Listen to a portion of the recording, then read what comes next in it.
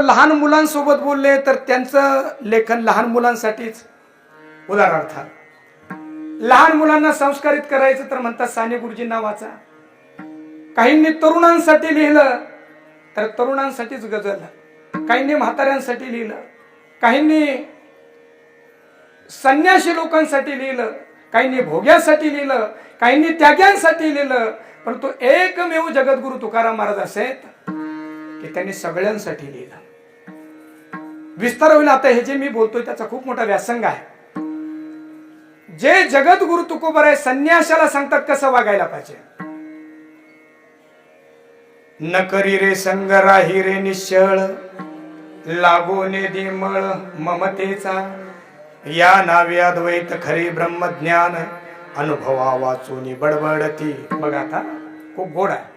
जे माणसं संन्यासी लोकांना बोलायला लागतात ते फक्त परत मग संसारी लोकांकडे पाहत नाही. पण जे जगद्गुरु तुकाराम महाराज संन्याशांना उपदेश करतात ते संसारी लोकांसोबत सुद्धा बोलतात. जोडून याधन उत्तम व्यवहार, जोडून याधन उत्तम व्यवहार,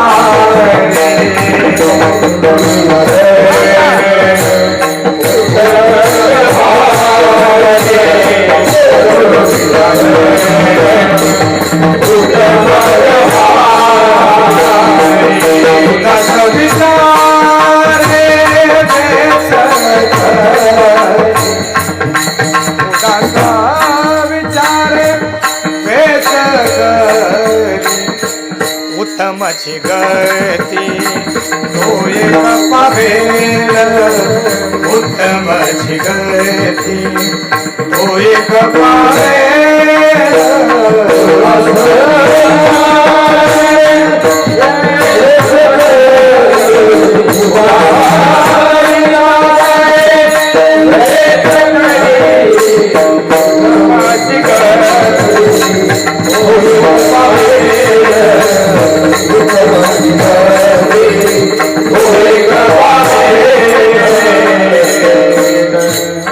महाराज संन्याशाशी बोलू शकतात, संसारिकाशी बोलू शकतात, संतांशी बोलू शकतात. आणि ऐका, आज सेवेसाठी जो अभंग घेतलाय ना आपण, या अभंगामध्ये महाराज साधकाशी नाही, संन्याशाशी नाही, आपल्या बायको सोबत बोललेत.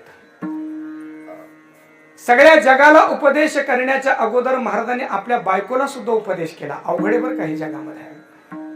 कारण सगळ्यांना आपण शिकवू शकतो, बायकोला शिकवू शकत नाही, कारण तिला आपली लायकी माहिती असते. लक्षात ठेवा. म्हणून सगळं जग मानत असेल आणि बायको म्हणत असेल ना हा खरोखर चांगला आहे, तर तो खरोखर चांगला आहे. आणि सगळं जग म्हणत असेल चांगला आहे, बायको म्हणते की मला माहिती तो कसा आहे, तर तो नाही चांगला. इथं जगद्गुरु तुकाराम महाराज आपल्या बायकोला शिकवता या अभंगामध्ये आहे. पण बायकोला शिकवण्याच्या अगोदर 4000 अभंग लिहून झाले होते. आपण त्या नादाला लागू नये, कारण आपली कर्तबगारी आपल्यालाच माहिती आहे. त्याच्यामुळे त्या नादाला आपण लागू नये. महाराज म्हणतात नादाला लागायचं असेल तर किमान मी 4000 लिहिलेत, किमान 4 अभंग तरी रोज वाजत चा. म्हणजे तुला तुझ्या बायकोला सांगता येईल. का जगद्गुरु तुकाराम महाराजांच्या बायकोने त्यांचं ऐकलं, त्याचं कारण असं आहे, महाराजांचा जो उपदेश आहे ना, तो उपदेश फक्त बोलापुरता नाहीये. माणसं बोलण्यामध्ये एक्सपर्ट झालेत, भयंकर. इतके एक्सपर्ट की ते बोलायला लागल्यानंतर असं वाटतं की आता तुकाराम महाराजांच्या नंतर यांचाच नंबर असावा. आता 4 चौघामध्ये बोलत असताना एवढा चांगला उपदेश, एवढं चांगलं बोलणं, आणि माणसातून उठलं की लगेच चॅटिंग सुरू. आता त्या चॅटिंग मध्ये काय मला सांगायचं नाही, पण जगद्गुरु तुकाराम महाराज म्हणतात की जगाने माझं ऐकलं त्याचं कारण काय आहे. त्याचं कारण असं आहे की जगाला सांगण्याच्या अगोदर गाडाभर मी वागलो आणि मोहरी एवढं सांगितलं. कुठल्याही शब्दांचा परिणाम तेव्हा होतो बरं का सोमनाथ महाराज, त्याचे काही अंश आमच्या जीवनामध्ये पाहिजेत.